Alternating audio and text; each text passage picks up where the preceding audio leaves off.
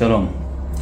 So far in our investigation on the flat earth theory, we've seen NASA's huge investment in lying about the earth and space since its very shadowy origins.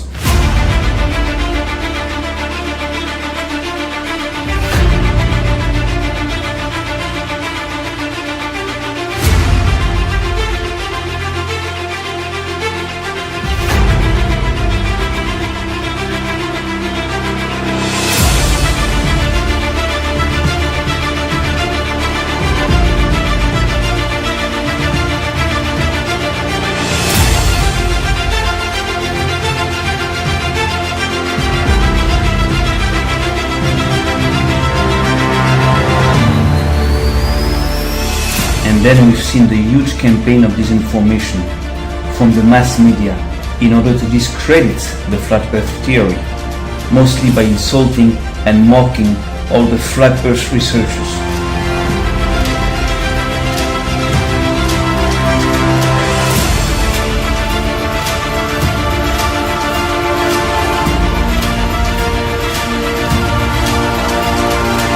And then we've seen the powerful hand of the Catholic Church and its dark motivations behind all this.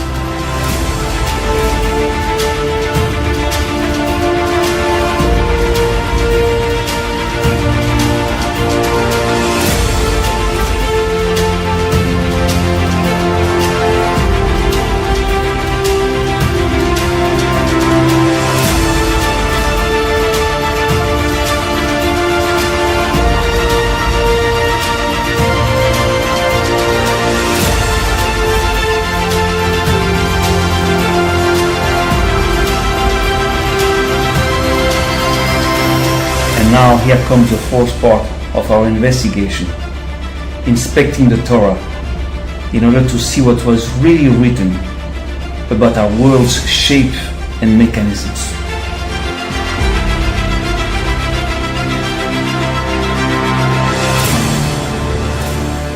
Now before to start, there's a couple of points I have to make.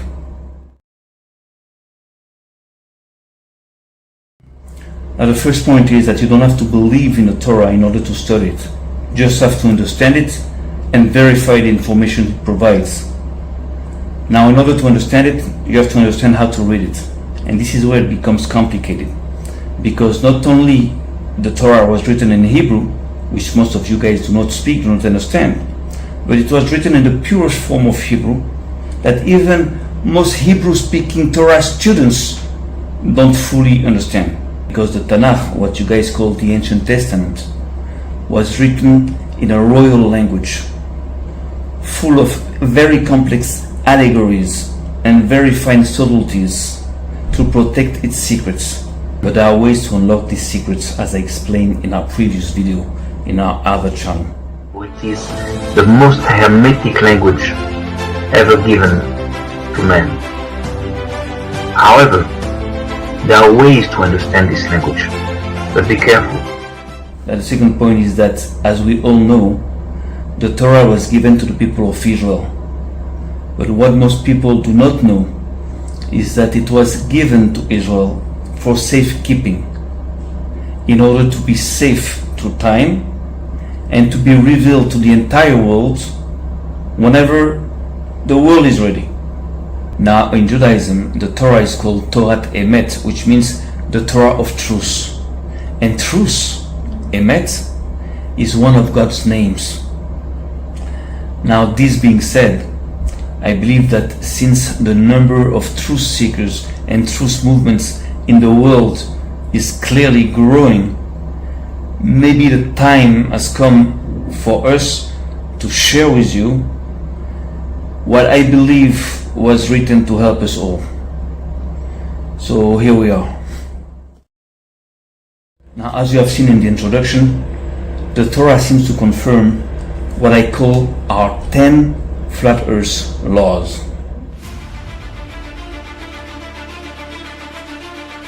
First one, the earth is flat and is not a sphere. Second one, the earth is stationary and is not spinning on itself. Third one, the Earth is not spinning around a faraway, much bigger sun, but the sun is indeed much smaller than the Earth and local. 4. The Earth and the planets and the moon and the sun are not traveling within space. The sun, the moon, the planets, the stars are traveling above the Earth. 5. There is no South Pole. The South is all around the Earth. 6. There is no gravity, and the seas are being held within high ice walls. 7. The Earth is not open to space, and there is a dome protecting the Earth. 8. The Earth is bigger than space. 9. There are no aliens in space, and the only superior intelligence is the true living God of Israel.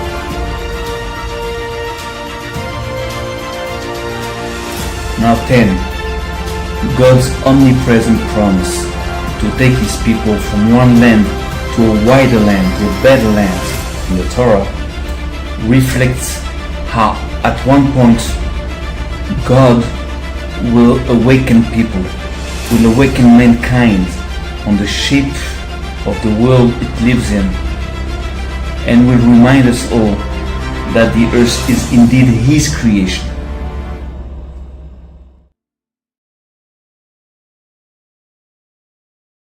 Now there are three basic ways to understand how the Torah reveals all this. First, by reading the Torah literally, but correctly translated. 2. By logical deductions. And 3. By reading the scriptures sideways. Now before to start studying how the Torah reveals all this, there are another couple of things you must know.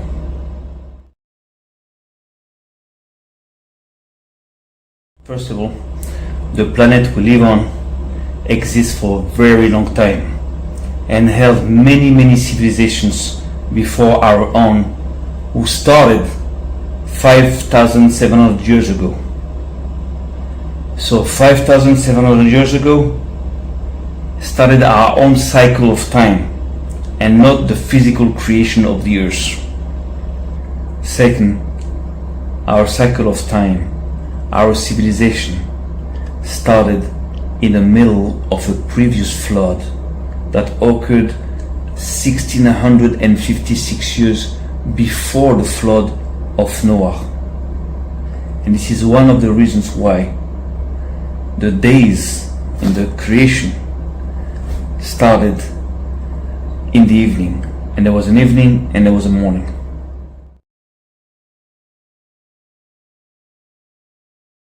Now let me just show you how do we know all this using these three methods I just told you.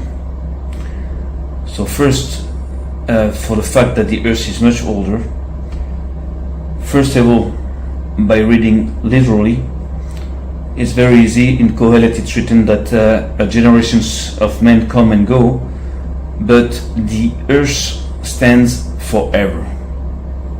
It means what it means. It can have different meanings, but one of them is the fact that the earth is much older than all the generations of men that we do know. Now by logical deduction, check it out.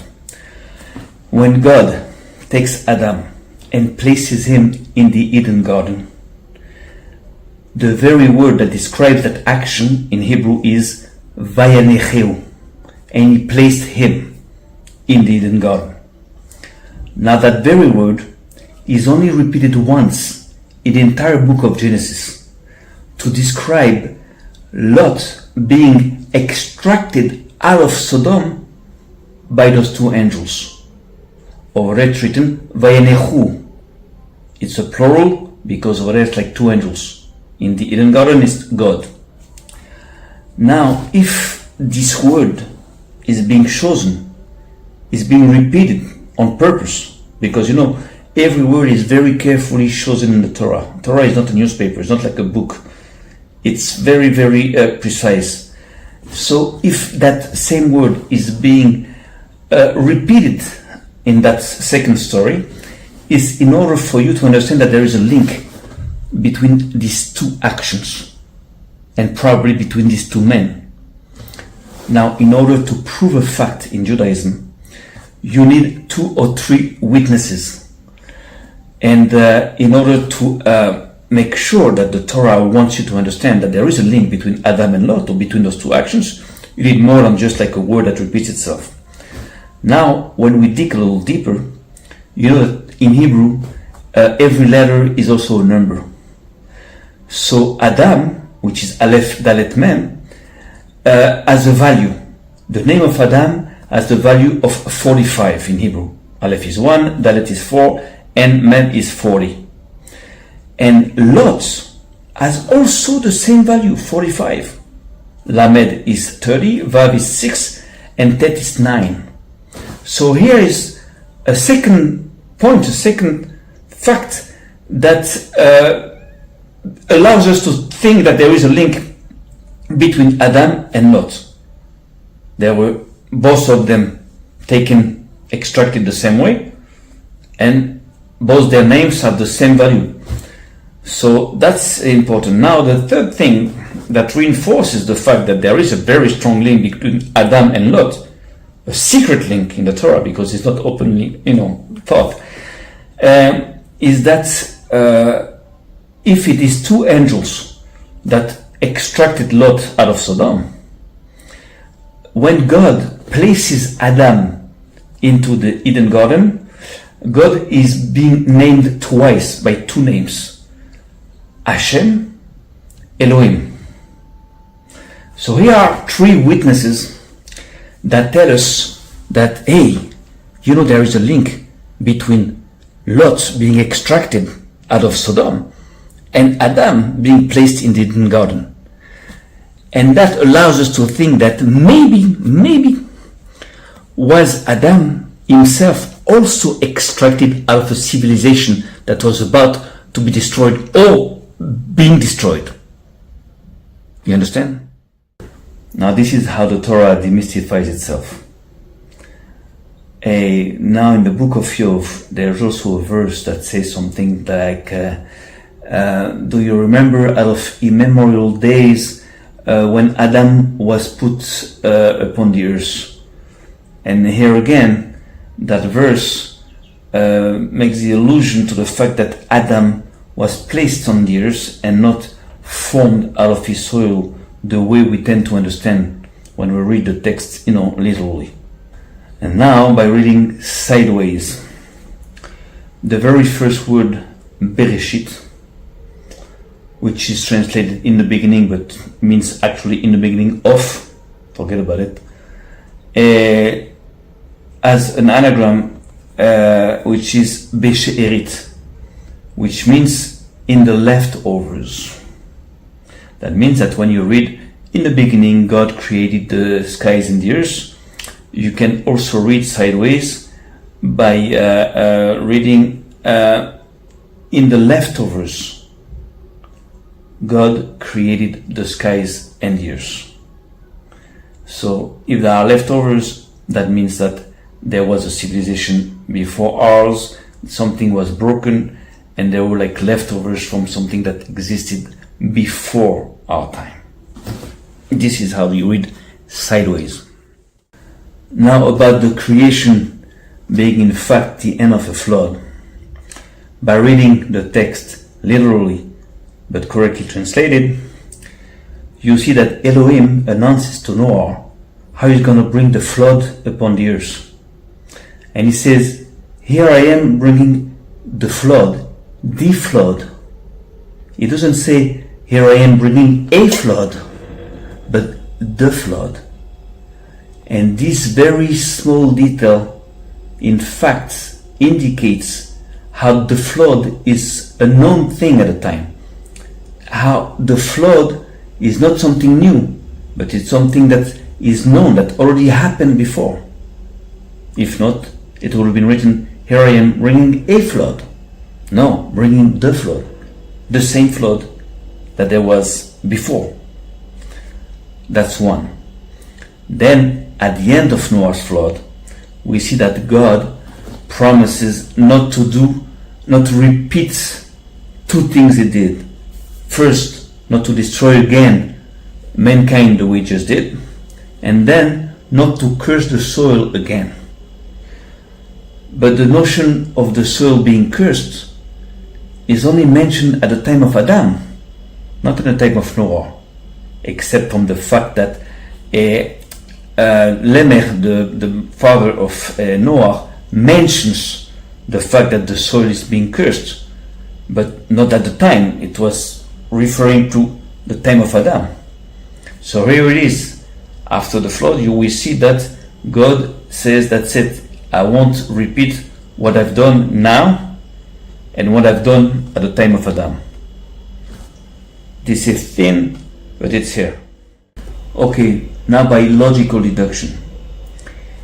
If you see that when Noah comes out of the ark, Elohim repeats the order that he gave to Adam, if you see that he tells Noah to multiply and fructify and fill up the earth, exactly how he said it to Adam before him, so then you can make a link in between Adam and Noah coming out of an ark.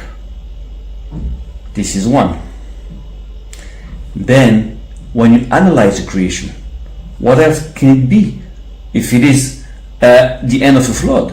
You see that the waters from above and from below are being separated the way they were separated in the time of Noah after they were mixed up. Then you see the waters going down, calming down, and then you see the mountains appearing in the creation, exactly like in the Noah's time, where the waters go down and you see the peaks of the mountains. You understand? So all this in that creation is not really a creation the way we can understand it. It's more like a reorganization of a big mess, and apparently the clear end of a previous flood that occurred 1656 years before Noah.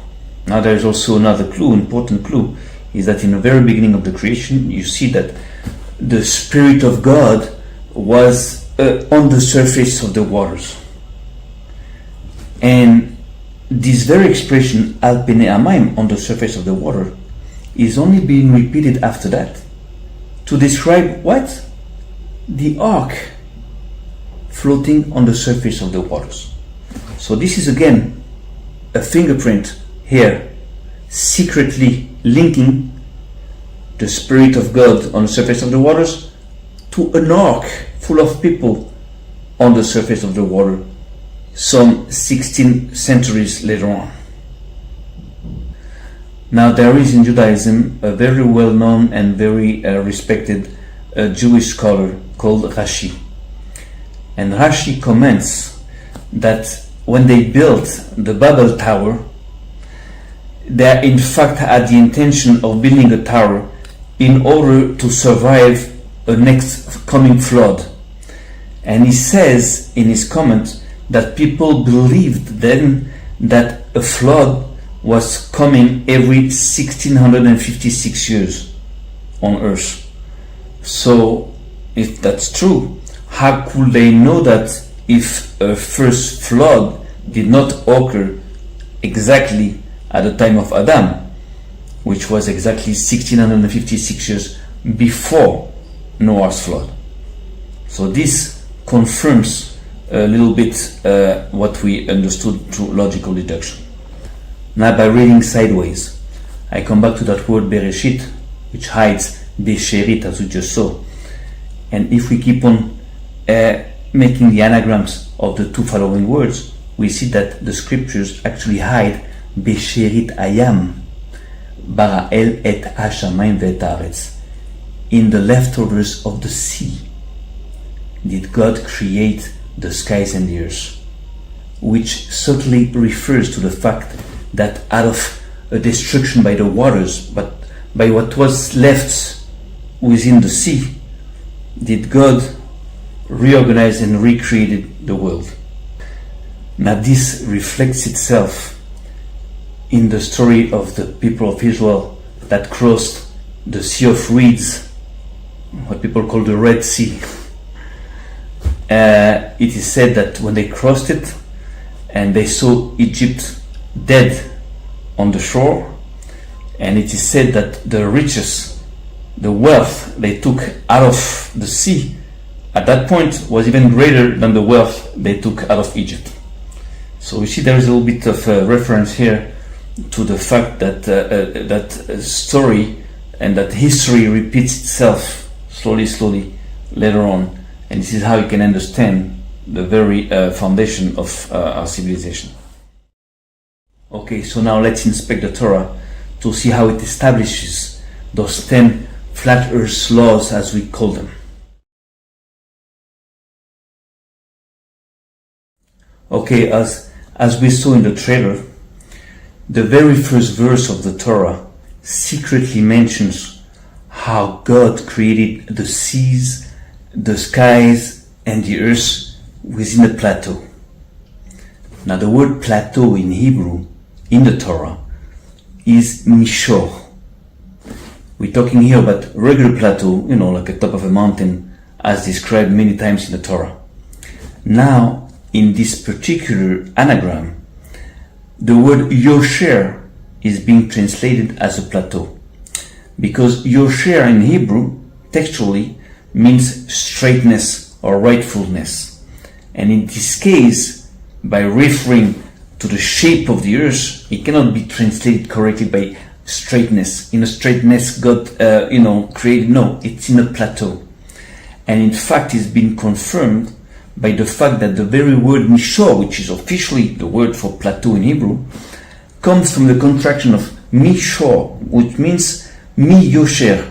That means coming from a plateau, which means that every small plateau on earth is in fact but the reflection of the main shape of the motherland, which is itself a big plateau.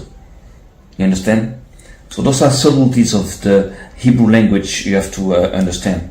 Now God is also called El Yeshurun, the Lord of Yeshurun, which represents Israel, or the final Israel, the final land.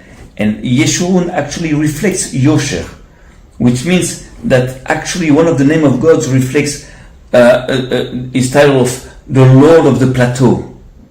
You understand? El Yeshurun.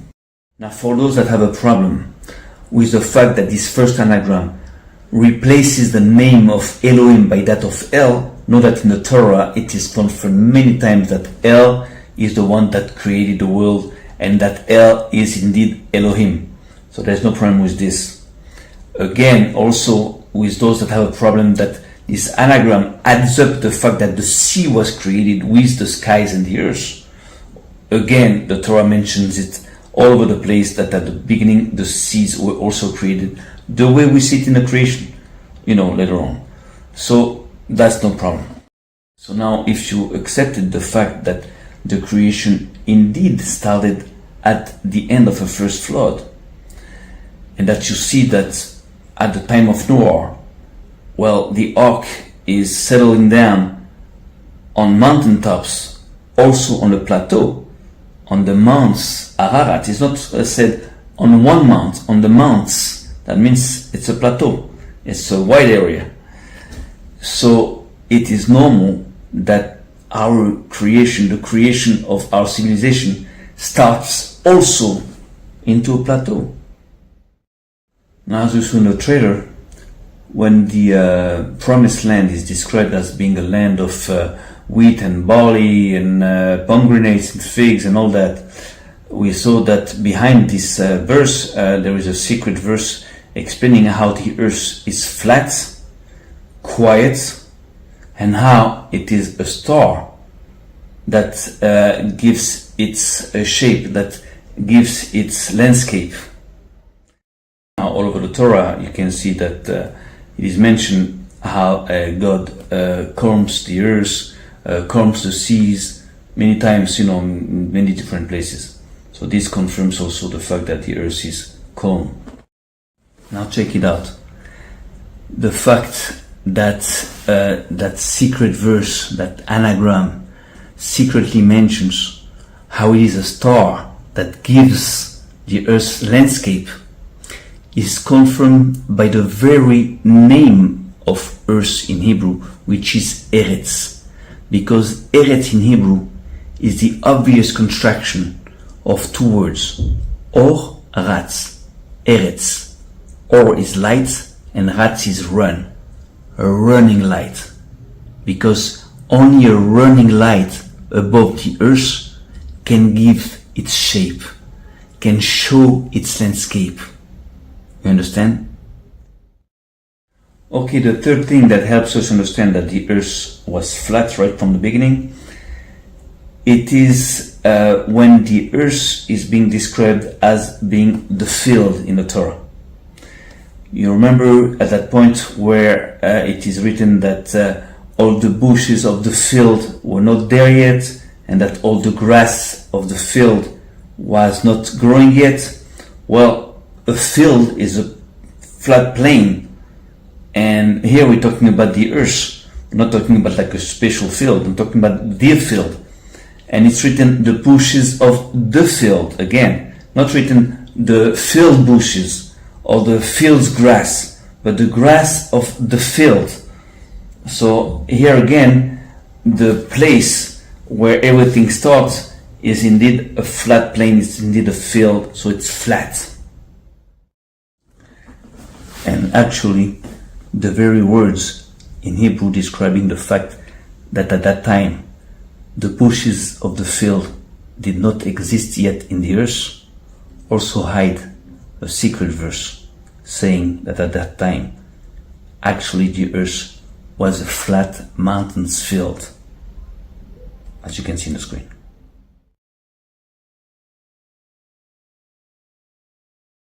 So now the fourth thing that helps us understand how the earth is flat is to be found in the book of Yov. The book of Yov is helping a lot, to understand the shape of the earth and its mechanisms. So in that book it is said that God stretches a straight line upon the earth. So it is very simple to understand how the earth can only be a flat plane in order to have a straight line being stretched upon it and not around it. So again, the word kav in Hebrew means a straight line, as you can see that word in ikavu hamayim. Ikavu hamayim, that means so the waters can come down and be leveled up. Or in mikveh hamayim, you can see kav in the word mikveh. Mikveh hamayim describing the seas, but mikveh being a pool for ritual bath in Judaism. So the seas are described as a pool of seas, meaning that everything there is also flat. So the word kav in Hebrew reflects, flatness, a straightness. Now the fifth thing that helps us understand that the earth was flat is in fact a commentary from Rashi, that famous Jewish scholar, on a verse to be found in the book of Yov, where it says that God stretches the north and hangs the earth above emptiness. Well, over there Rashi explains how the earth actually is carved, is built upon a plateau, and he uses the word plateau specifically. So this is another little clue that confirms all that. Now number 6, what helps us to understand that the earth is flat is a very controversial verse that says that God sits on the circumference of the earth. And that verse is often purposely translated as God sits on the globe of the earth. It's so stupid. Hog in Hebrew is not a globe, hog is a circumference. Even the word hagura comes from hog in Hebrew. Hagura is a belt. Now that very verse is also commented by Rashi, which confirms this, that this talks about the circumference of the earth. By the way, that same word hog is later on also employed to talk about the circumference of the skies and of the seas, because everything is above the earth, and at the very basis of the skies and the seas, there is a circumference. So again, the hog haaretz means the circumference of the earth. That means the periphery of the earth. And Rashi even described the hog as referring to a compass. So that's also, again, reinforce the idea that hog is the circumference of a flat plane, a flat surface that can be round, that can be like, no problem, like a plate is round, but not the globe. Nothing to do with the globe. So number 7, what helps us understand that the earth is flat is very simple. It's also very known from most flat earthers, is the fact that in the Torah the earth has edges. When it is written that the earth has limits and edges, that means of course that it is flat, because if it was a globe it wouldn't have any edge, because on the globe there is no edge. Okay, that is basic logic. The 8th thing is that the very notion of a flood proves that the earth is flat, because again, water cannot be contained on a bowl. This is basic logic, basic intelligence, to understand that water can only be contained into a flat recipient, or something that can receive it, but not a globe. And sometimes I realize how absurd is that notion of a globe, of the earth being a globe. And when we think about it, it's like how stupid that is. How stupid that is to enforce that idea to people. And what's funny is that there's no mention of a globe in the Torah. A globe can be seen as a ball. There is a word for ball in the Torah. It's called kadur.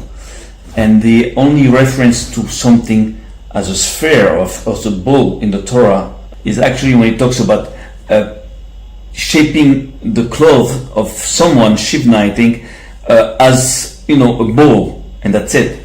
There's no reference of an earth being a ball or a globe or a sphere. This doesn't exist in the Torah. There's not even one example, according to what I saw. I didn't maybe see everything, but there's no example. So that's funny. Okay, 10. Now there is a verse that says that God flattens the earth. So here, no comments. Okay, that speaks for itself. But that same verse keeps on going and says that God gives a soul to those that are on it, and a spirit to those that walk in it. So here there are two kinds of people: people on the earth and people in the earth, but no mention of people around the earth. Okay, 11. There is a verse in the book of Isaiah, that says that at one point in the future, every hill, ravine, crooked terrain will be leveled as a plateau, and that even the mountains will be flattened as a chain of fields. So this is very interesting, because it seems that it refers to the future times, where at one point the glory of God will be recognized, will reveal itself by the fact that people will see the earth as the way it is. That means as a flat plateau, as a flat plane all over the place, and not a globe anymore. So this has to be also, of course, studied a little deeper, but this is what appears, when you read the text. Okay, 12. Now again, the book of Yov helps us understand how the earth is flat by saying that God's dimensions are wider and longer than the earth and the seas, which means that if the seas and the earth have length and width, that means that of course they cannot be shaped as a globe, because at that point the globe doesn't have no width and no length. That's very simple to understand. So in conclusion, we see that there's a lot of allusions to the fact that the earth is flat. But what's funny is that there is nothing, almost nothing, I didn't see anything that proves the contrary, of course. Okay, now about the Earth being stationary, not spinning on itself. We just saw that the Earth is described as being calm, quiet, all over the place. So that also refers to the fact that it is indeed stationary, not moving. It's a very nice way to put it. We also saw that the Earth is described as standing forever.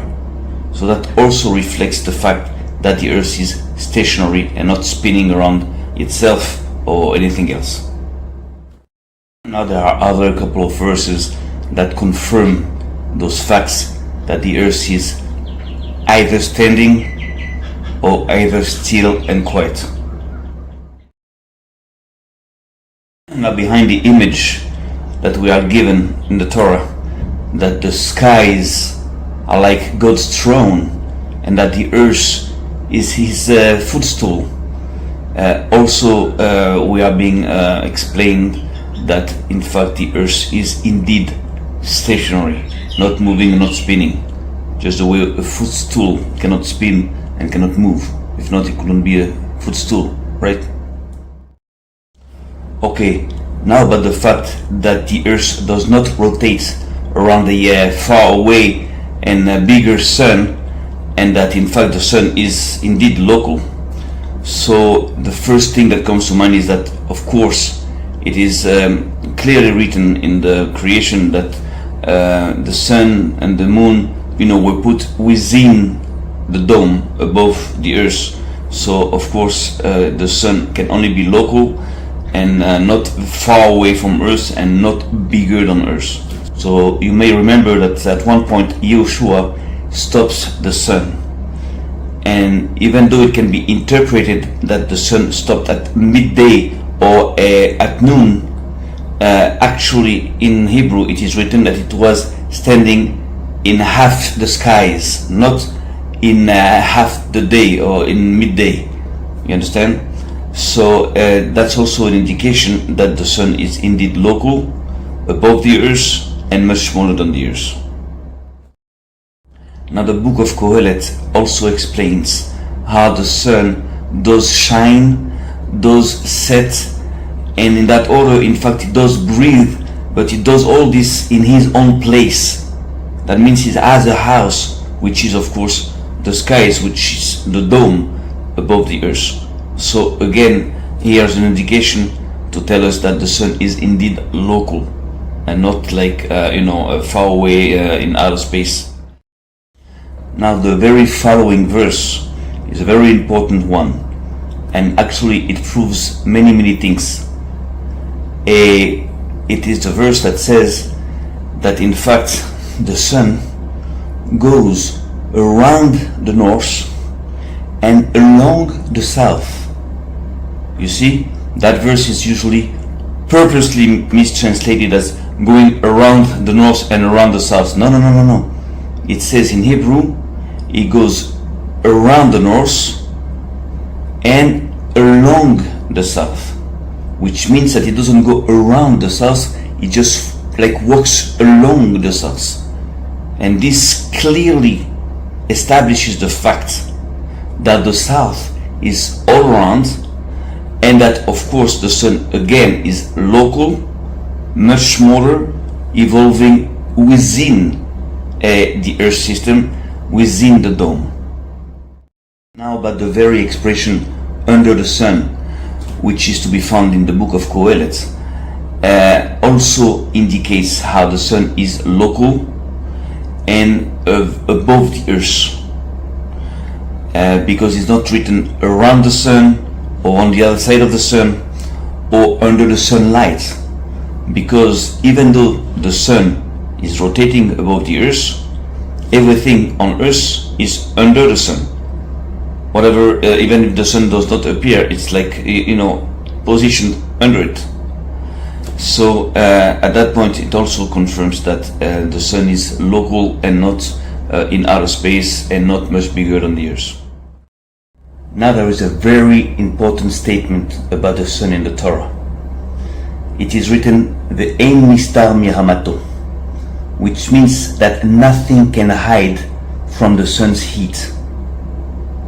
And this is very important because it proves in itself that the sun is indeed located within a dome, where its heat can be kept upon the earth.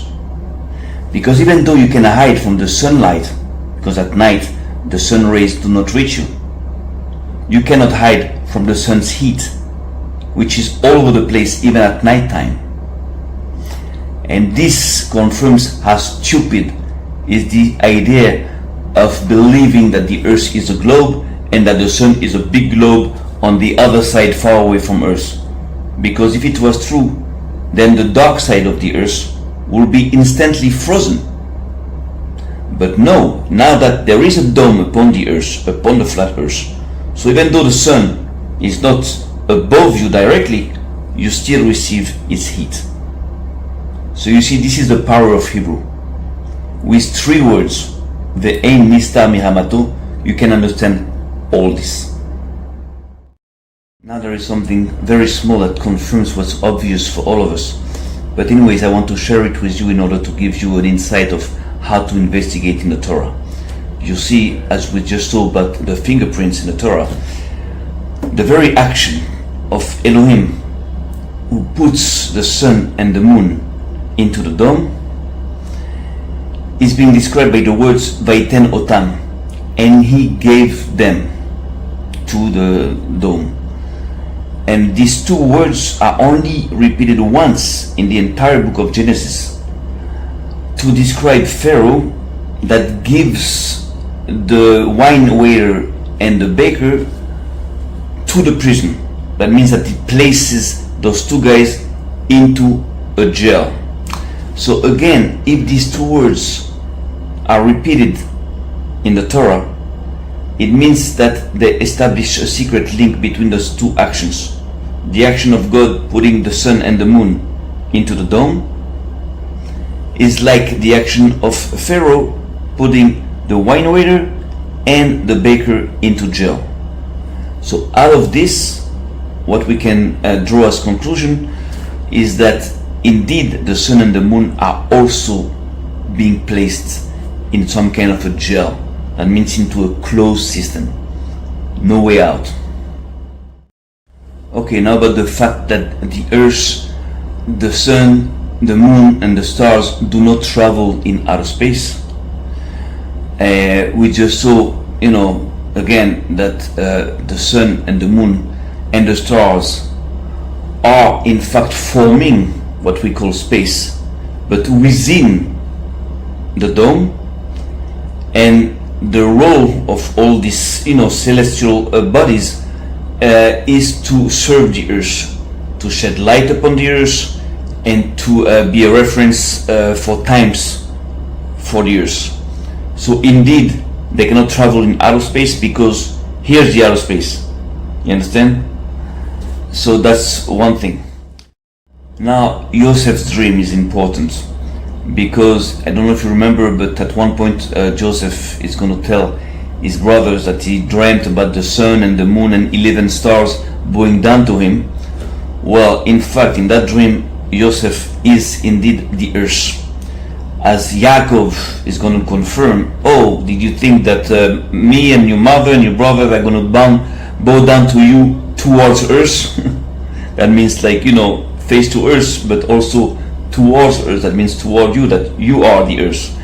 So actually in that dream, you can understand that the Torah also gives us an insight about the fact that the earth is central in the universe, and that the sun, the moon, and the stars, the planet, because in Hebrew stars and planets is the same word, kochav, actually are evolving around the earth and serving the earth. So here again, they cannot just travel in outer space because the outer space is inner space. The outer space is within the dome and made to serve the earth, and not to travel into a different space that does not exist in the Torah. Okay, now think with me. If you know that the sun, the moon, and the stars were designed in order to shed light upon earth, but also to act as instruments of time.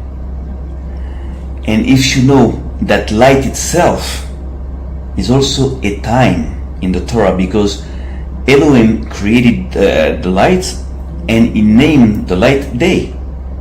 And there was an evening and there was a morning, day one. So if you know this, you are allowed to think that what you believe is space is in fact time. And that when you look up in the stars at night and you look into the depth of what you believe is space, you in fact look into time and not space. And this may be one of the reasons why you see how space and time always dance together in the Torah.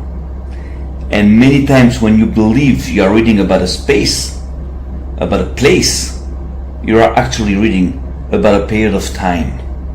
And I'm going to give you 3 very clear and powerful examples that prove this.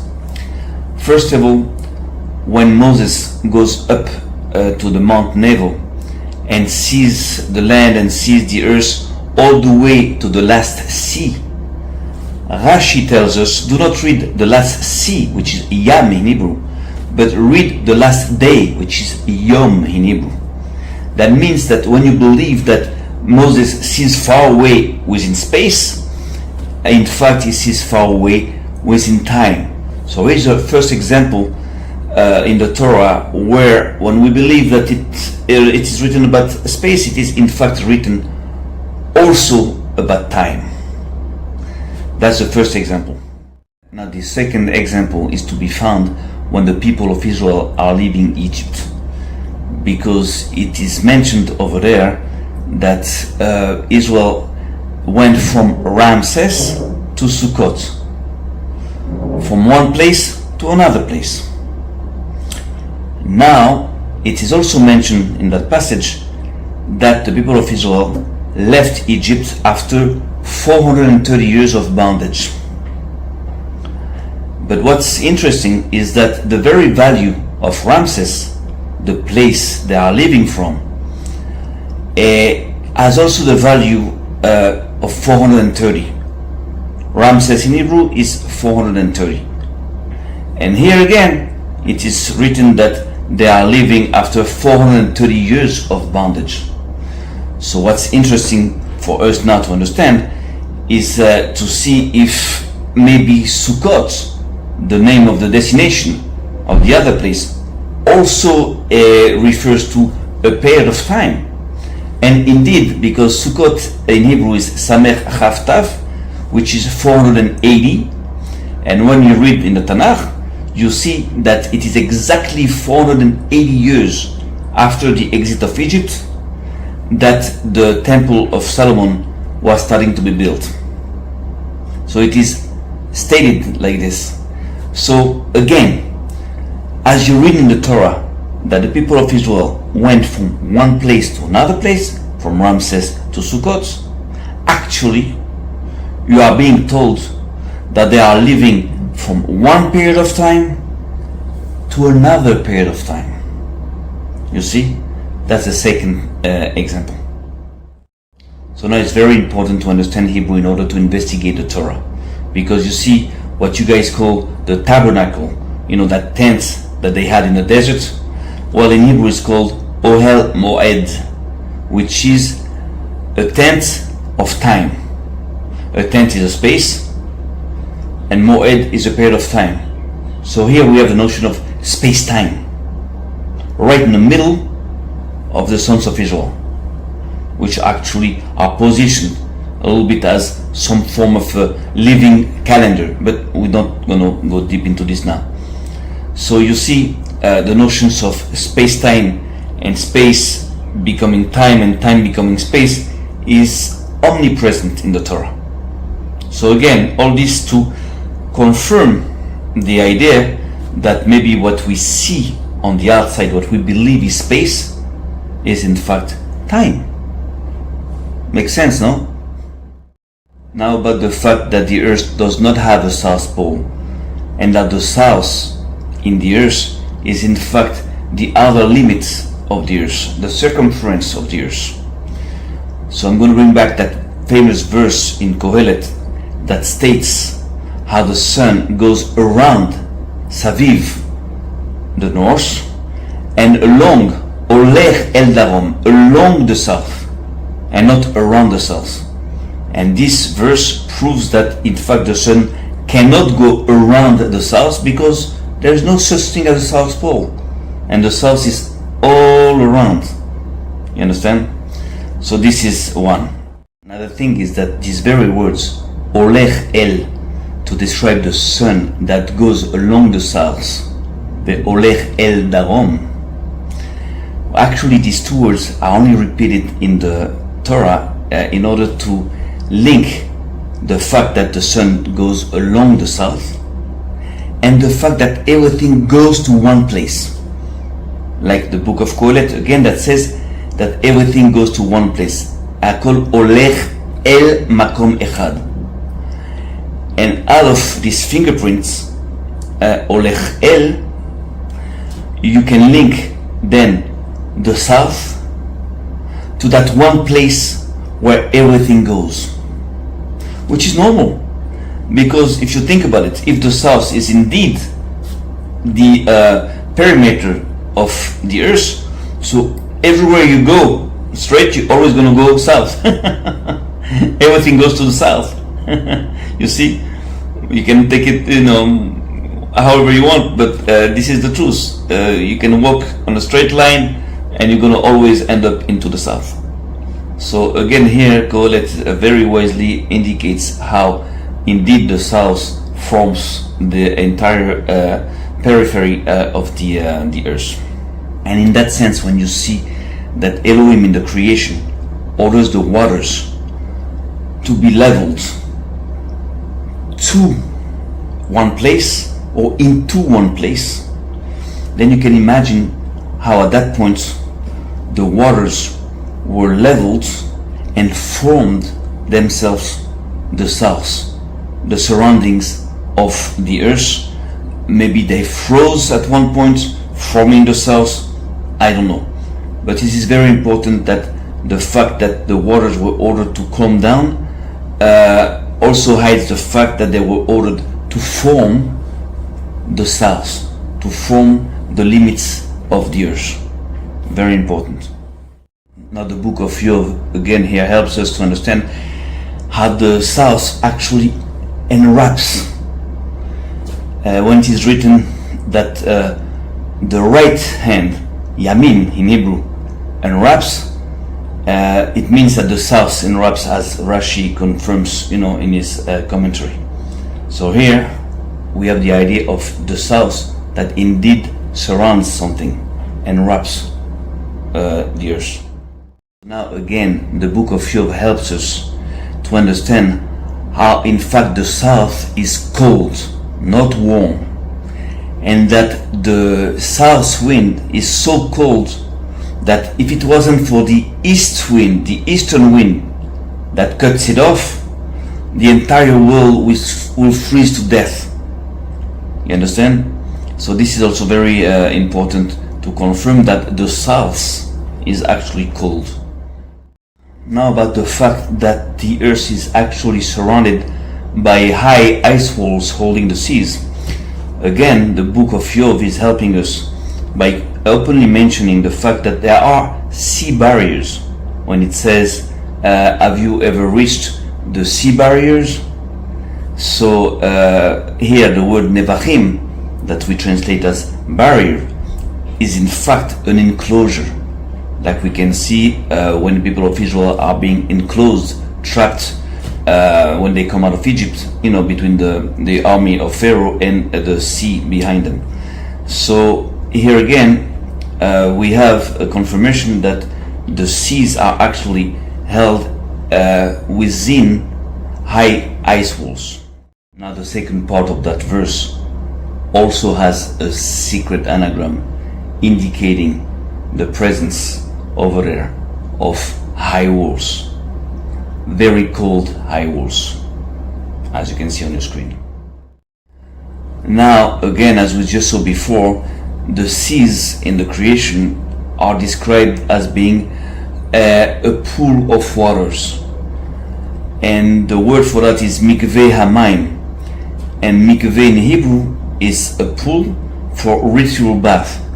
But the fact that the seas are described as being as a pool of water automatically indicates that the seas are in fact enclosed into walls, just as a pool is. Okay? So now what's interesting is that in the Torah, when the people of Israel leave Egypt to the desert and they cross that sea of reeds, actually they cross it frozen, because the sea actually became frozen, because it is said that the waters were standing as walls from the left side and the right side, and the only way the waters can stand as a wall if they are frozen, which Moses confirmed, in his song. He says that the water were frozen. So when also the people of Israel enter the land of Canaan, so the waters of the Jordan River also stands on one side. So you see, the notion of crossing from one land to another, crossing the waters, is always linked in the Torah with frozen waters, frozen high walls of ice. You understand? So this is very important, because it indicates that at one point the limits of the lands are indeed made of high walls of frozen waters. Now check it out. The very anagram of Ikavu hamayim mitahat hashamayim is Yakumu hamayim tahat hashamayim, which means that when you see how the waters are being ordered to level up into one place, which is also referring to the south, as we just saw before, actually you can read how the waters were in fact ordered to rise under the skies into the south, into one place, meaning to transform themselves into the south by rising up and solidify. Now, it is very important to understand Hebrew, because the word El in Hebrew, El Makom Ehad, to one place or into one place, in fact can indicate that something can be transformed into something. Like you see later on, when it is ordered to the people to take the ark and transform it into a chariot, it is written El Agala and not Al Agala, which will mean on the chariot, like it is often mistranslated, that they put the ark onto a chariot. That's not true. It is written El Agala, which is to transform the ark itself into a chariot by placing wheels or whatever. You understand? So again, this here indicates how the waters at that point were ordered to rise up and to form these high walls that represent the south borders as we believe we understand it today. Now this is confirmed by the book of Psalms, which says that indeed the waters in the creation were gathered into ice walls, into big high walls. And Rashi also confirms it by commenting that verse, that indeed the seas were dressed up as ice walls, high ice walls in the creation. And again, the book of Job also confirms it by saying something like, am I the sea or crocodile that you put me into an enclosure? Also revealing the fact that the sea is indeed enclosed into high walls. Now later on, the book of Job also confirms how God, who spread the skies, also walks on the sea heights. So how can sea has heights, like if it's not talking about the walls of the sea that are high, surrounding the sea. So that's also another clue that confirms all this. Now, in Hebrew, the word for doors is delatot, but when you see it written delatim, it refers to a high doors, very high gates that can be seen into high walls surrounding a city or whatever. And now again, the book of Yov explains us how the sea was poured into these high doors there, into this delatim, giving us a clue that in fact the earth is indeed surrounded by ice walls that hold the seas, but also by the fact that these walls might have some passageways, some gates, open or closed, actually maybe closed, but we never know. So that's important. Now, as we just saw before, in the book of Yov, God asks, have you ever reached the sea barriers? And again, he's asking the same question about something else. He says, have you ever reached the treasures of the snow and hell that I put there in the times of distress, back then? So here in the book of Yov, there is a link being made between the ice walls, those sea barriers, and eventual treasures, wealth, or big secrets that are being in fact held within these walls or beyond these walls. Very important. Now also what's important to understand is that here Rashi refers to these treasures as being held from a long time, but only to be uncovered at the end of times and during the war of Gog and Magog. So that gives us a first clue, a first indication how important is that notion of flat earth and dimensions of the earth and those eye walls, because it might be at the very center of what we call the war of Gog and Magog, or the last big war on earth, which is going to be a war about knowledge, actually.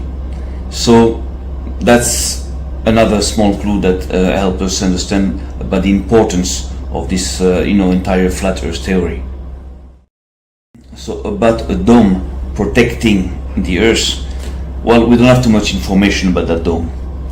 The first thing we can understand is that at one point in the creation, it is written that it was made to separate the waters from above and from below, and therefore then above the dome, or up high in the dome, somehow there are waters. And it's a matter of fact that in Hebrew the word for skies is shamayim. The very word sky, shamayim, who describes the dome, because the dome was named shamayim, actually is a word composed of two words, which are sham, maim. Over there are waters, shamayim. Just like for the sun, it is composed by sham esh, which means over there, fire. Over there is fire. Shemesh, sham esh, shemesh. So if we understand that above the dome, or at a certain point up high in the dome, there are waters, so that can give a credibility to all these images that have been shot of those stars looking like lights, into water like this. Nothing to do with the pictures that the NASA gives us, about the stars and the planets. So that's one point about the dome, that is surrounded somehow at one point by water.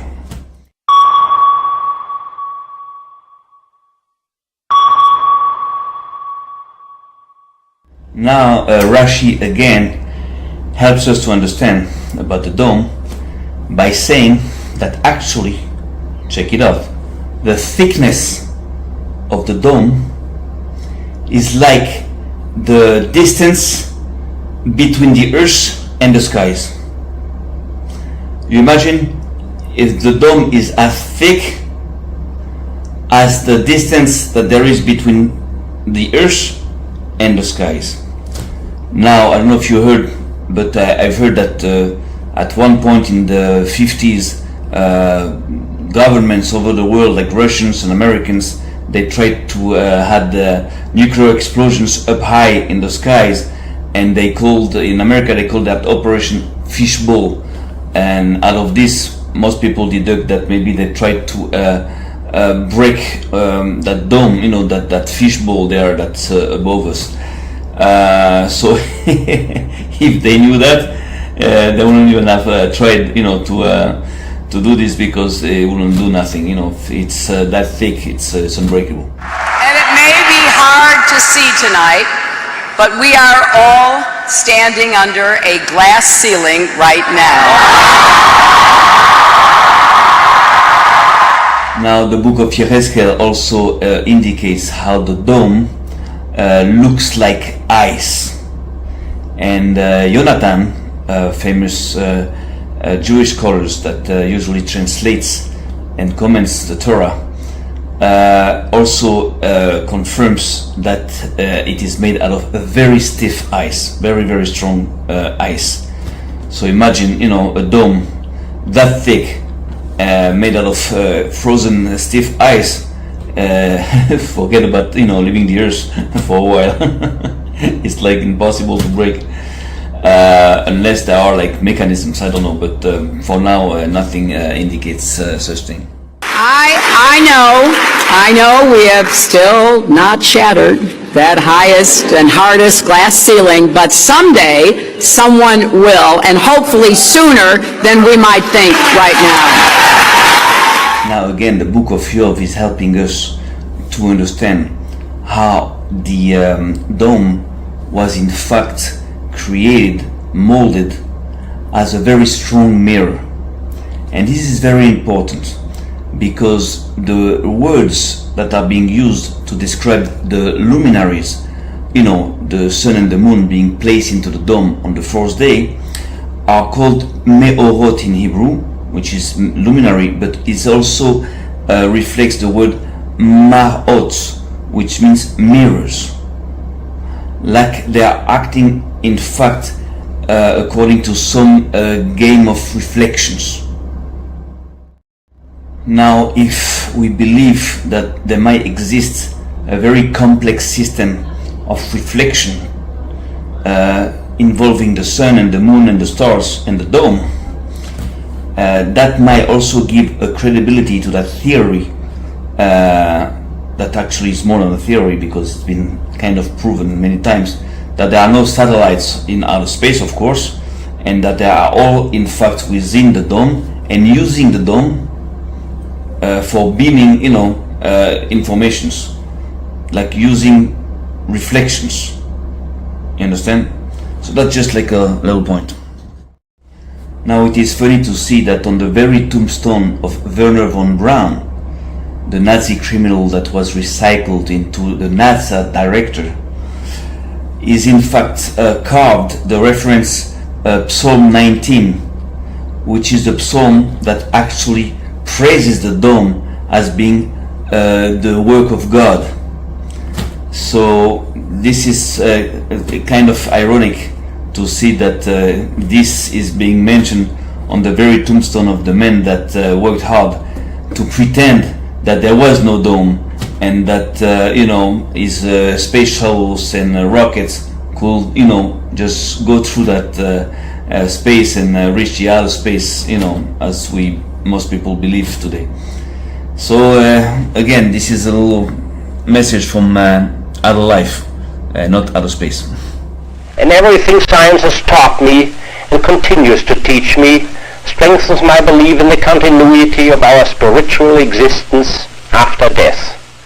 Okay, now the fact that the Earth is bigger than space. So this is a very hard image to accept, but when we analyze the text, we see that it's actually very possible, and it also makes sense, and I'll tell you how.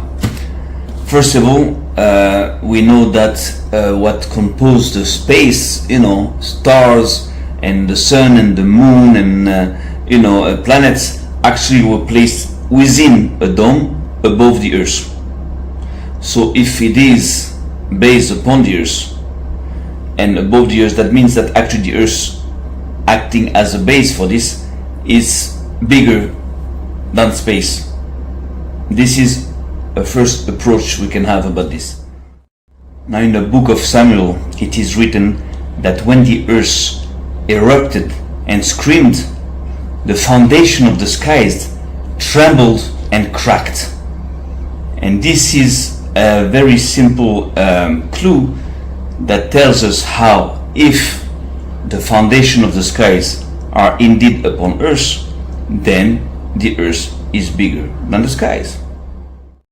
Okay, now when God speaks to Abraham at a time called Abram, he clearly tells him that the land he shows him is going to give it to him and to his offspring. Now, in the same time, he takes him off outside. It is written, he took him on the outside and he showed him the stars. And he told him, look at the stars and try to count them if you can. And like this will be your offspring. So out of these two statements, you understand that if the land or the earth, because in Hebrew is the same word being used, Eretz, if the land or the earth that God's going to give to Abraham can hold an offspring as numerous, as big as the stars of the skies, so you can deduct that the land, the earth, is bigger than the skies, because it can hold what the sky holds. You understand? This is a way to deduct things from, in between the lines. Now that promise is omnipresent in the Torah and repeats itself all the time. And again with Moses, where God tells him that he's going to form their offspring as the stars of the skies, and then he's going to give them the earth or the land accordingly. That means that if that earth or that land can hold a people that is as numerous or as big as the stars in the skies, that means that the earth is bigger than the skies. This is how you can understand things from in between the allegories that these verses are about. Now check it out. The fact that God's honor, Kavod Hashem, in the Torah is only mentioned to fill up the earth or even the temple and never the skies, is also an indication that the earth is bigger than the skies, that the earth is bigger than space. Because if not, if the earth was insignificant into space, then God's honor, God's pride will fill up his entire creation, which will be at that point the entire space, the skies, and not the earth. But here, God's honor, God's pride fills up the earth, which means that the earth is his entire creation, and which means again that the earth is bigger than space. Earth includes space, just like a house includes its roof. Now it is interesting also to notice that the word rachok, which means far, is never employed to describe the sun, the moon, or the stars, which are indeed, as we saw, local, because they are within the dome. So you see that it confirmed by the fact that the word rachok is not never used to describe them as being far away. Sometimes lands or territories are being mentioned as being far away, but they only describe territories upon the earth and never other planets in the skies or stars in the skies. And in that sense, it is very interesting to see that at one point the Torah is talking about the distant people, some people coming from far away, from very far away territory that is located at the limit of the skies. So for us, the limit of the skies can be up there, but since the skies do have their base, their foundations upon earth. So it is also interesting to understand that the limits of the skies are the limits of the sky's foundation that are to be found on earth. That means that at one point the Torah is talking about the people coming from the south, the farther away from where we are. That means from that southern limit, southern border, or maybe a little beyond it. We don't know, we have to check it out. So that's also very interesting. And that may be interesting because it might refer to possible territories beyond the ice walls, or at the limits of the ice walls that we don't know yet, or we knew that we forgot.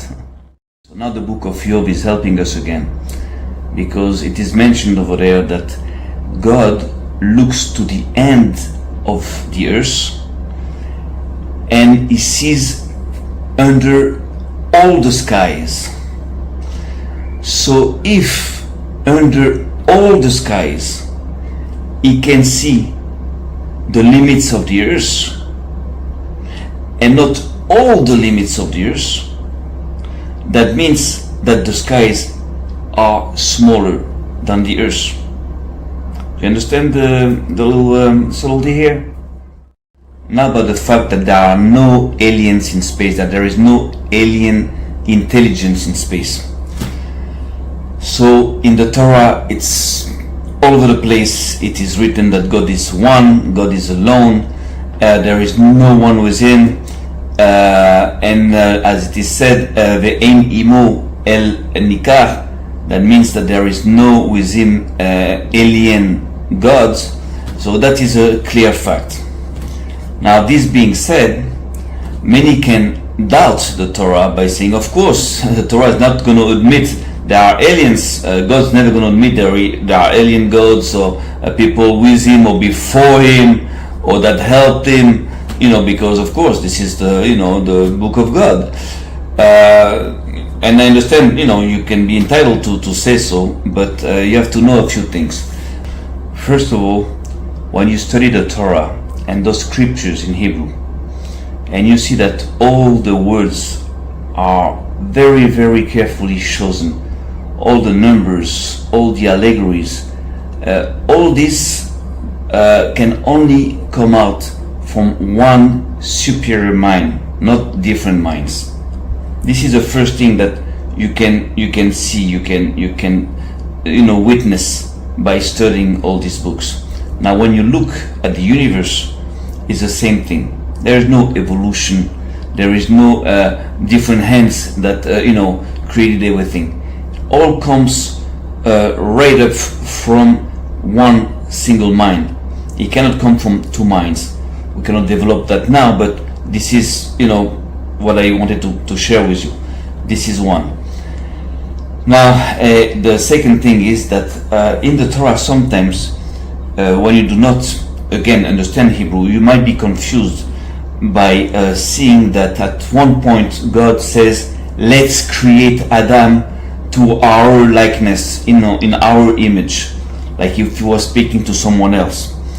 And then also when he chose Adam from the Eden garden, he says, Adam was like one of us, knowing the good and bad. So again here you can have the impression that he's speaking to someone else, or to another God, or someone at his level. Now most rabbis are going to tell you, oh no, he's talking about himself, in a form of language like this, to a honorific form of language.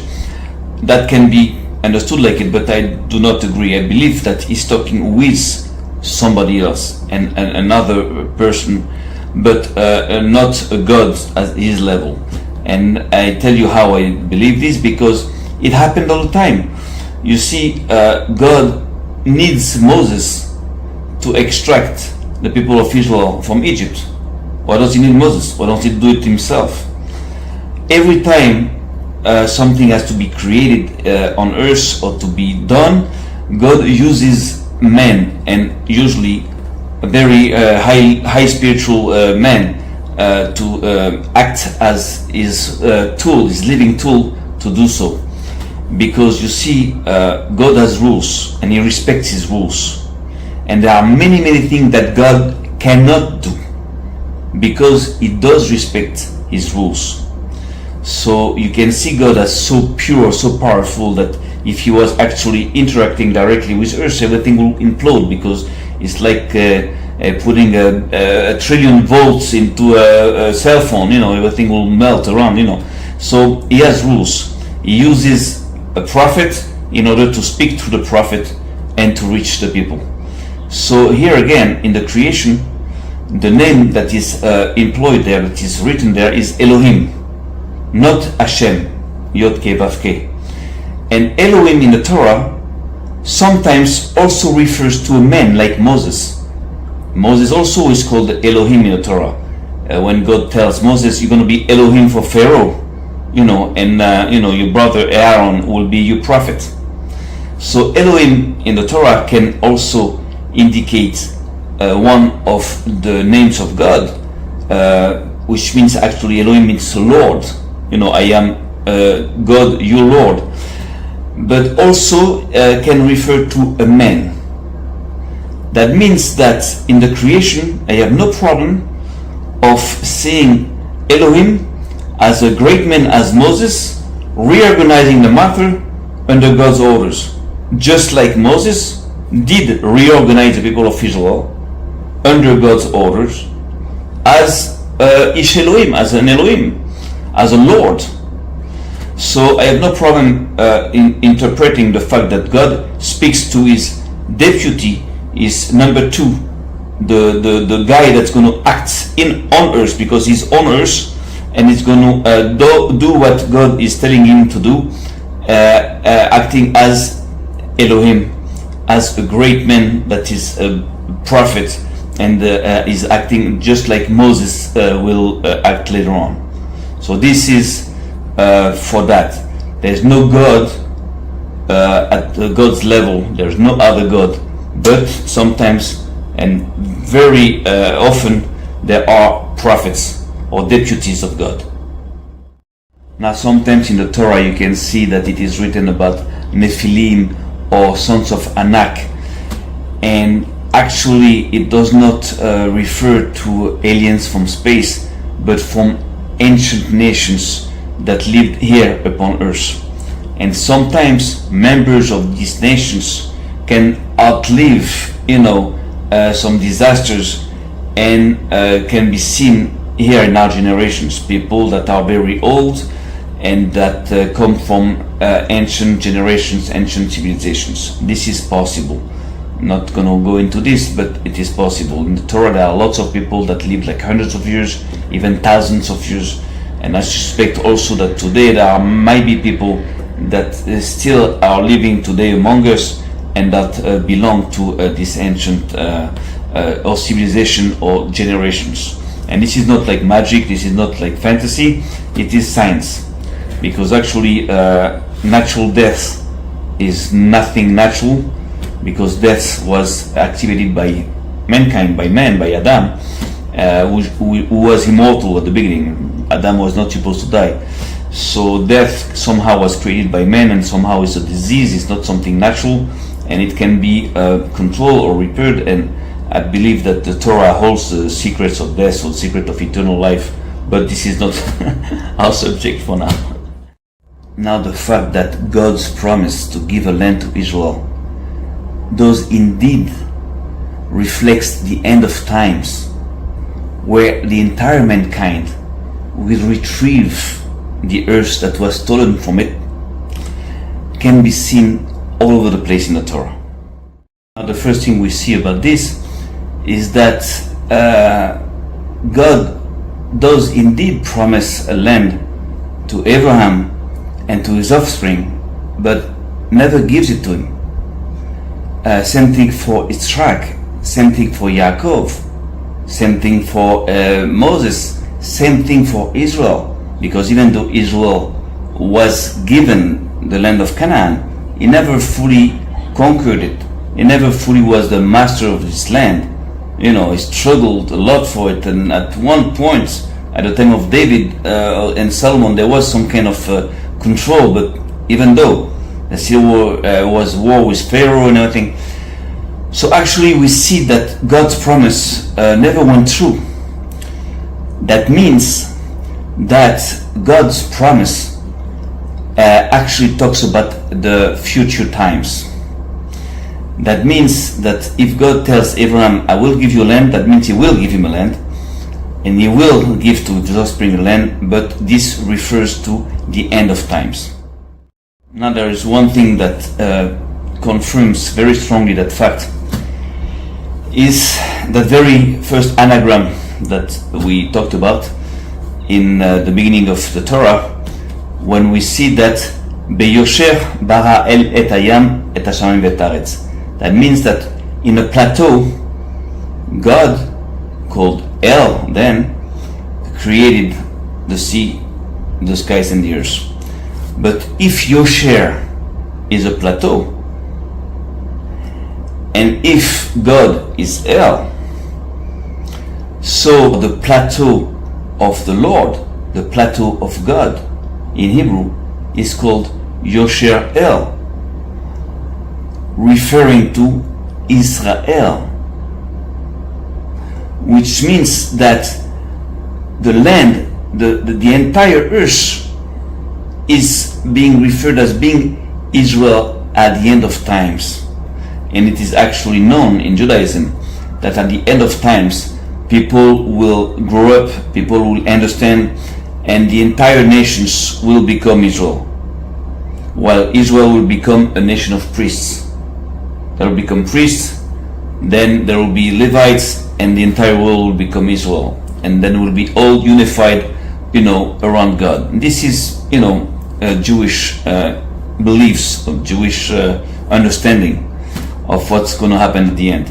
So somehow you see that Yosher El is the plateau of God, or the land of God, which was created right in the beginning. So this confirms that in fact the land that will be retrieved for the entire mankind, not just for the people of Israel, but for the entire mankind, will be a wide land, a fat land, a good land for everybody to live in peace, by recognizing that God is actually the mastermind of this whole creation, and this is what should happen at the end of times. So this is being confirmed by this.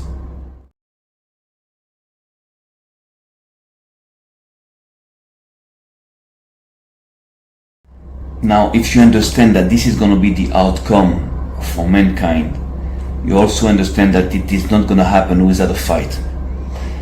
And this is one of the reasons why you see that in the Torah, the sky and the earth have an army. Like it is written in Genesis, that the skies and the earth were completed, were finished, along with their army. Because an army is made for war. And actually all those lies about earth and the skies, about mankind being nothing, in the universe, that the entire creation was the fruit of some, explosion, some luck, and that we are nothing in the world, that we evolved from animals, and that we evolved through a technological advancement coming from, aliens from space and all that bullshit. This represents war, acts of war against God, because you can only fight God by fighting His creation.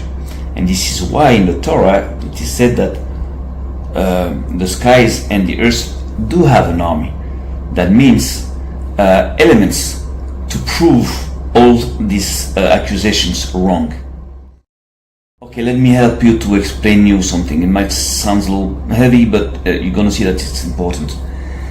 You see, God is perfect, but it doesn't mean He doesn't have any needs. And in fact, when you think about it, God, who is full of love, full of understanding, full of wisdom, full of knowledge, needs some recipients in order to pour Himself into it, in order to share, to give all this. So, in order for God to share all He has and to give all He has, He creates a world where he can pour all that he has into it. And this is God's need, to give. God is one, and God has one need. It is to give. And God is perfect because he fulfills his own need. He creates the perfect world for him to pour himself into it, to give everything he has, all the knowledge, all the wisdom he has into it. Now, if you understand this, you understand that the only way for people to fight God is actually to fight his own creation, to corrupt the world so much up to the point that God will not be able to pour himself into it anymore, and that will draw a God to destroy his own creation. They already succeeded, in the time of the flood. And before that, it is said in Judaism that God created lots of worlds and destroyed them. So at one point, to fight God is to fight his own creation, and to bring his entire nations of people to reject him, or to believe he does not exist, and even to bring them to embrace their own self-destruction, to make them so stupid, so ignorant, that they're gonna just self-destruct, with joy. So that's the fight we are living. It's not about money, it's not about control, it's about fighting God. Now, all these things, all these lies about the shape of the earth, about the fact that the earth is not flat, it is a globe, spinning globe, and spinning around a far away sun, and running into space, and an earth that is insignificant, in the space, and with the people that are nothing, just like dust in the space, and that all this was created just like this, out of an explosion, and that actually we evolved out of animals, out of fishes or whatever, apes. All these are acts of war against God. Now you understand why in the Torah it is written many times that the earth and the skies have an army. Like it is written in the book of Genesis in the beginning that the skies and the earth were finished along with their army. An army is made for war. That means that God's creation also has an army of facts that, if you understand them, can destroy all these attacks against his creation, just like as we do today. So again, we're in the middle of a big war. The people that are spending trillions of dollars to make believe that space shuttles can go to Mars and all this, they don't do it just like this. They don't spend so much money and efforts for nothing. This is a very, very serious war. So just to tell you that flat Earth theory, that flat Earth idea, is not just like some kind of sickness or conspiracy madness, but it's the real deal. This is not about just the shape of the Earth; it's about a war, and we are right in the middle of that war, and you don't even know to what points are we involved into that war, and how important it is. So this being said, I just want to finish that video with sharing with you something I believe I understood, also that I uncovered to that investigation.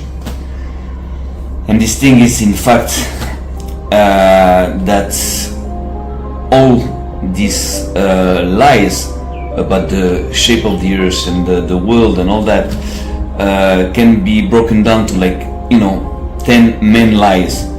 And actually those 10 main lies do match each one a violation of each of the 10 commandments. And this is what I want to show you now.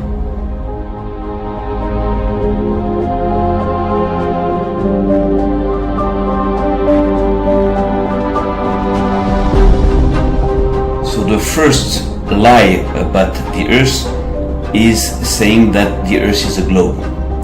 And this lie is a direct violation of the 9th commandment. You shall not bear false witnesses.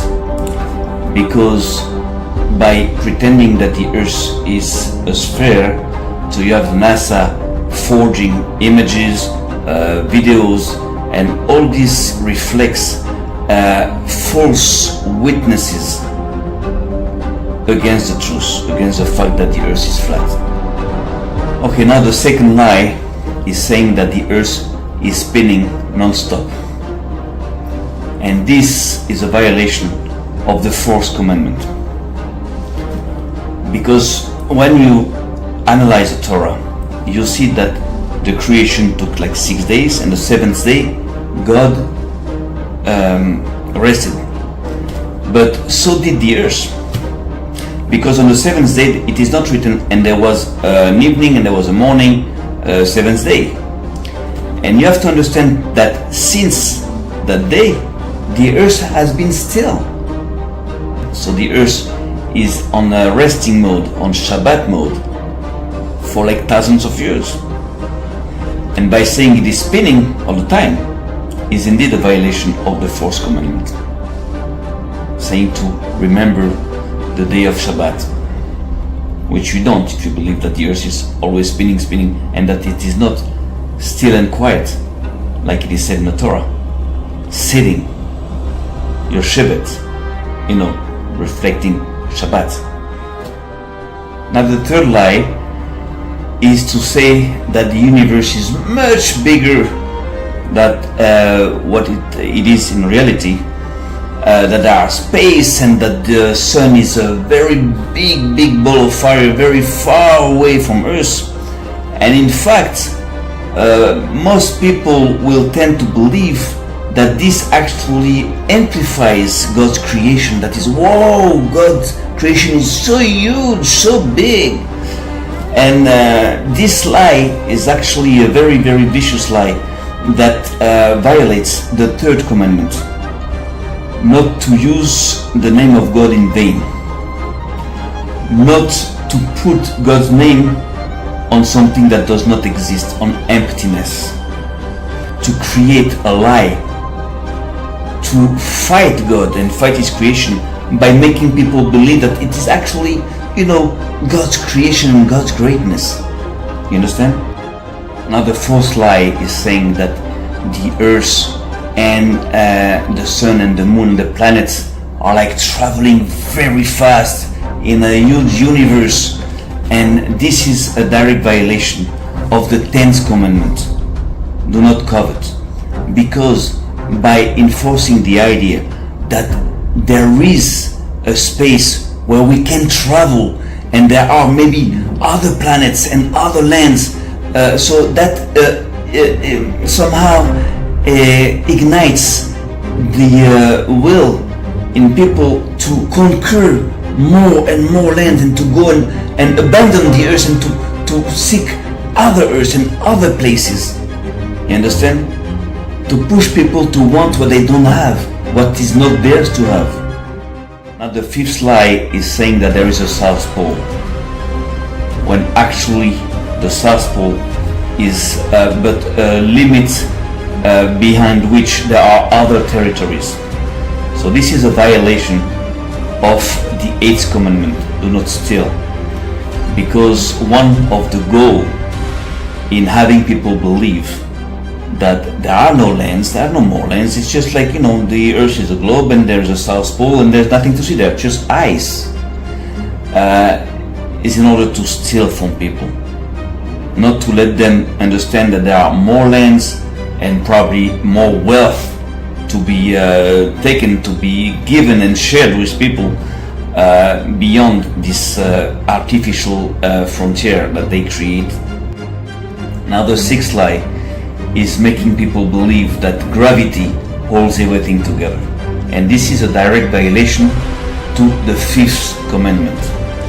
Now the 5th commandment refers to honoring your father and your mother. Now in the Torah it does not speak about really your father and your mother, because respecting and honoring your father and your mother, it's usually something that is natural among human beings, and you don't need like a commandment of God to do something so fundamental, so natural. Now there is a deeper meaning, and that makes more sense, is that in fact your father and your mother in the Torah refers to God, Yod Kei Vav Kei, Hashem, and Elohim. You can see in the Torah that God is also called the Father for mankind, and that Moses, a man of God, a deputy of God, is often called Elohim in the Torah. So this being said, if you understand that the earth was created by the association of God ordering to his servants to interact and to reorganize the earth, so somehow this can be imaged, this can be pictured as the earth being actually the baby of both God and Elohim. That means that in fact, by saying that an invisible force holds everything together, you in fact despise God's work and his deputy's work and Elohim's work, and somehow you do not honor your father and your mother.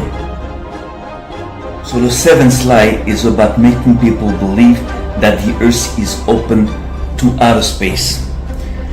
And this is a direct violation of the second commandment, because the second commandment is about not creating idols and to worship to them, not to create image from the skies, from the earth, from the sea, and then to worship them. That means do not worship the thing that you create. And by making people believe that the earth is open to outer space, then you have to make them believe that you have the technology to build like huge space shuttles and rockets to travel into space. And then you're going to bring people to believe more in man's technology more than into God. That means that you're going to deviate somehow people to worship fake idols that you created that don't go nowhere, in order to deviate their faith from believing in God into believing into those false entities, those false idols that you created. So this is indeed about violating the second commandment. Now the eighth lie is about making people believe they are nothing. Making people believe that we are nothing as a planet because the space is so huge that we are insignificant, and therefore even more insignificant as individual, as people. And this is somehow a violation of the sixth commandment. You shall not murder. Because somehow this is killing with premeditation. This is murdering the very nature of human beings, because the reality is that we are giants. We are very important.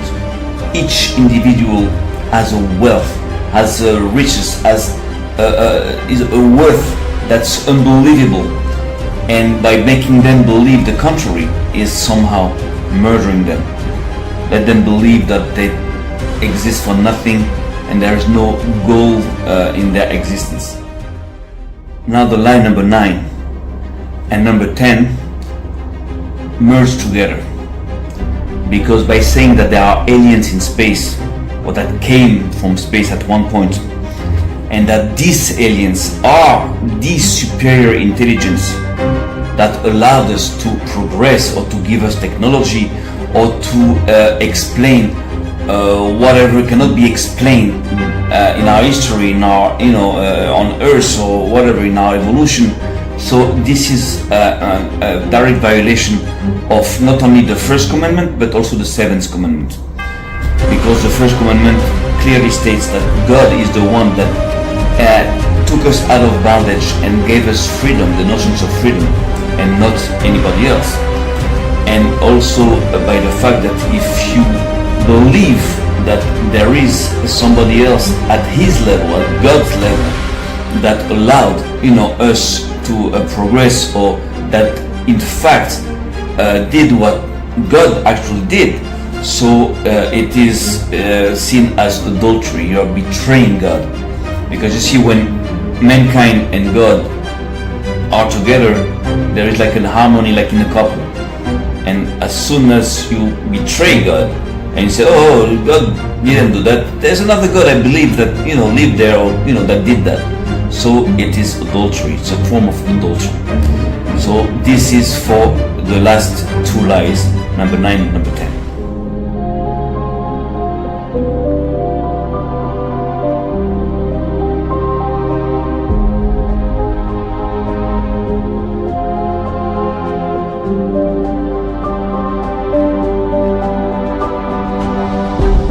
Now, in conclusion, what I want to tell you is that even though what I told you so far might be a little hard to digest, might be a little heavy, you're going to see that it makes sense. And at the end, you're going to see that it's going to help you understand a great many things. Now, this being said, my main message here is to tell you how important is that subject of the flat earth. How important is that fight around understanding the shape of the earth and its mechanisms? Because here we are not talking just about the shape of the earth, we are talking about a war. And it is such an important war that you can see how our enemies in that war are investing so much into it. And this is a clear sign that confirms that this is very important. Those guys will never invest so much into something if it was not very important, or maybe even the most important thing for them at that point. And I prove you that it is very important, because you see, all that you see on TV, Russia against America, Ukraine, all this, China against this, you see that they are all like, enemies, and this is the enemy of this. But you know what? When it comes to like space research, they all agree. All the space agencies in the world all agree. Russia knows that, all this is like lies, that they never went out in outer space. Nevertheless, they're lying along with the Americans. They agree on that particular lie. They're all united around that lie. This is to tell you how important is that fight. This is all a game, what you see. The fight is the fight against God. The real war is the war against God. Now we're going to have the Space Force, because it's a whole... And trying to understand the very mechanisms of the earth and the skies places you right in the middle of that war.